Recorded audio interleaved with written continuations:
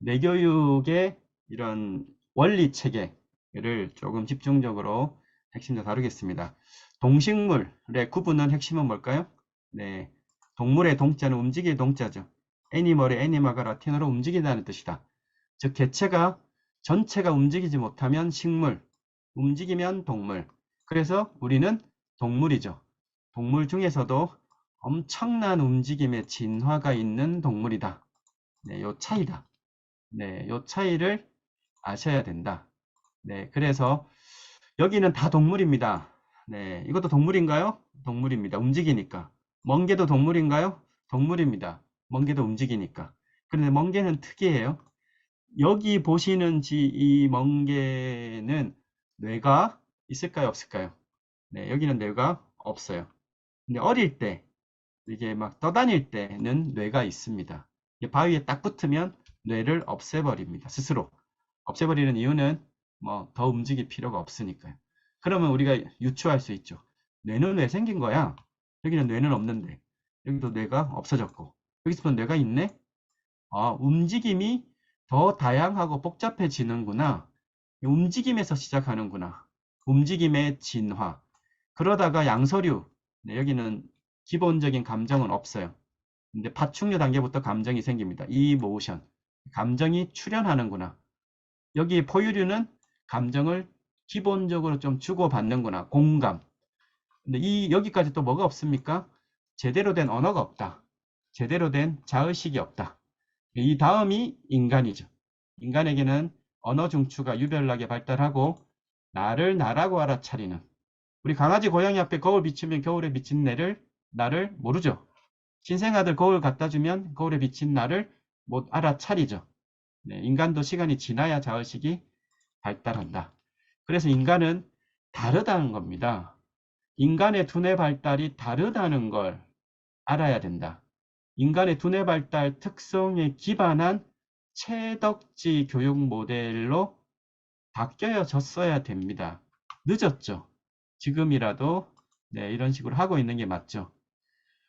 네, 태어나서 움직임을 엄청 발달시키고 그 다음 정서를 발달시키고 이모션, 그 다음에 인지학습을 발달시키는 이 과정에는 단계가 중요합니다.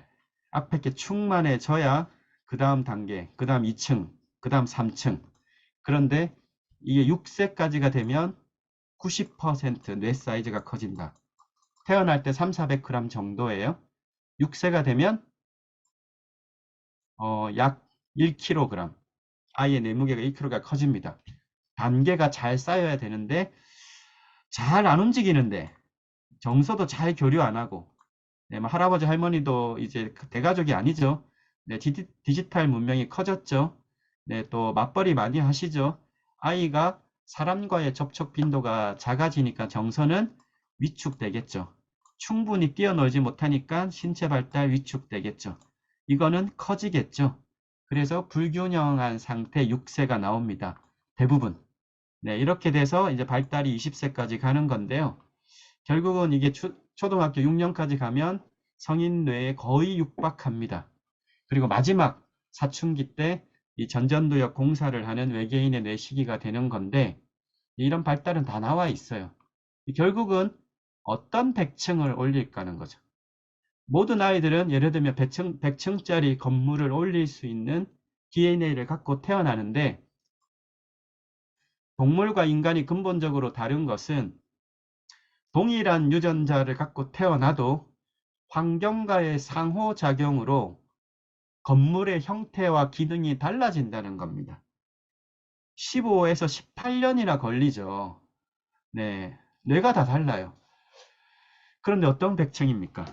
네, 건물은 밖에서 볼 때는 번듯하게 보이는데 예를 들면 불이 났는데 소화 기능이 작동하지 않는 뇌라면, 그리고 100층마다 기능이 다 다른데 어떤 문제를 해결할 때는 여러 층들의 기능이 복합적으로 쓰여서 이런 게 막 돼야 되는데 네, 시키는 것만 계속 하다가 하면 네, 스스로 판단하고 선택하고 조율하고 이런 태스크에 임하고 이런 기능이 없어지겠죠.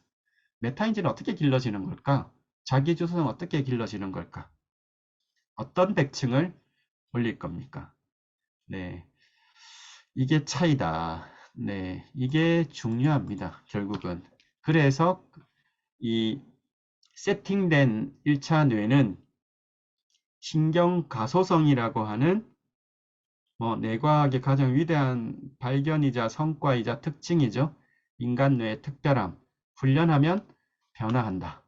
이런 신경망입니다. 보시는 것들은.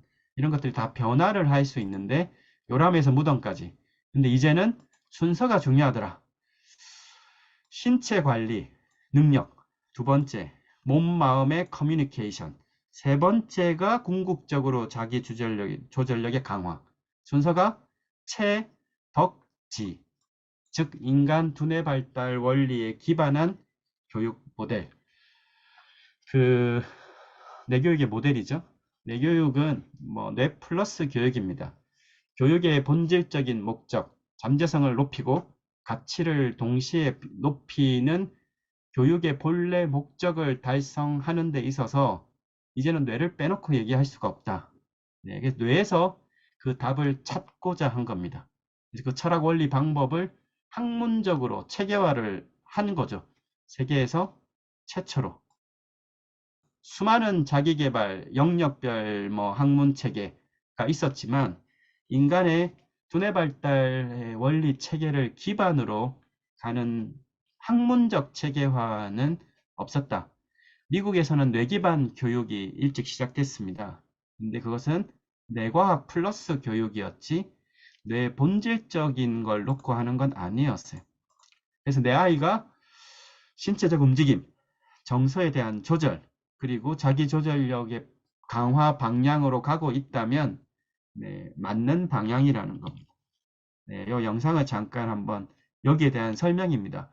왜 그럼 서구는 왜 채덕지가 아닌 지덕체로 했을까? 이게 제가 이전에 한번 인터뷰를 한 건데요. 잠깐 설명을 보겠습니다.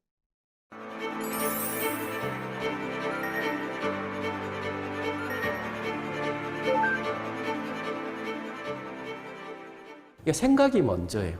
마음은 고귀하고 몸은 조금 뒤처져 있고 오늘날 이 서양 근대 철학의 기조고 그게 오늘 서양의 교육의 지덕체 교육으로 이어진 거였거든요.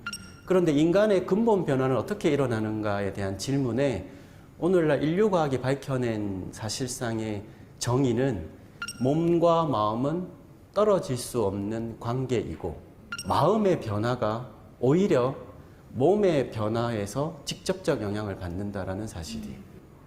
이런 것들이 20세기 과학에서 다 밝혀진 정점의 그 사실은 몸과 마음은 별개가 아니고 우리 전통의 인식, 심신쌍수, 몸과 마음을 함께 단련해야 된다라고 하는 한민족의 전통 생활 양식이 오늘날 뇌교육의 이 원형이 될 수밖에 없었던 이유가 바로 거기에 있습니다. 네, 이렇게 이제 어떻게 보면은 시대를 훌쩍 뛰어넘어서 과학의 마지막 정점이라고 하는 뇌과학 시대가 와서야 비로소 몸, 마음의 상호작용이 중시가 되고 신체, 정서, 인지의 상호작용에 대한 게 이제 밝혀지고 있지만 수천 년 전에는 이미 그렇게 했다는 거예요. 신라의 화랑들 떠올리면 아실 수 있죠. 호연지기를 기르고 문물을 함께 양성했던 국가인재 전통 교육 방식. 우리 선조들의 사실 방식이었고 동양의 기본 기조였는데 이것이 갈수록 어렵게 되고 있다. 왜냐? 더 쉘로우, 생각하지 않는 사람들. 인류 첫 스크린 세대. 요즘 집집마다 이런 아이들 많죠? 네, 위험합니다. 인류 첫 세대. 어떤 아이들의 뇌가 될까? 이것만 있습니까? 갈수록 심화되면 정보의 종속성은 커질 테고, 그래서 팝콘 브레인이라고 합니다. 현대인들의 뇌는 팝콘이 튀겨지듯이 이런 디지털 기기에 반응하는, 결국 인간 고유 역량은 다운될 거다. 약간은 디스토피아적인 상상이라면 정보에 종속된 그룹은 커지고 정보를 활용하는 비중은 낮아질 거다. 그 활용 그룹이 리더가 되겠죠. 네, 위험한 가능성도 있다. 지금의 의사결정의 독자성이 10년 전과 비교하면 높아지셨습니까? 낮아지셨습니까? 나도 모르게 뭔가를 선택하는 지금의 나의 주문이 홈쇼핑의 주문이 내가 주문한 겁니까? 나의 뇌 속에 들어온 미디어의 정보가 나의 뇌로 하여금 주문을 하게 한 겁니까? 우리 아이들은 또 어떨까요? 네, 시대가 좀 그렇습니다.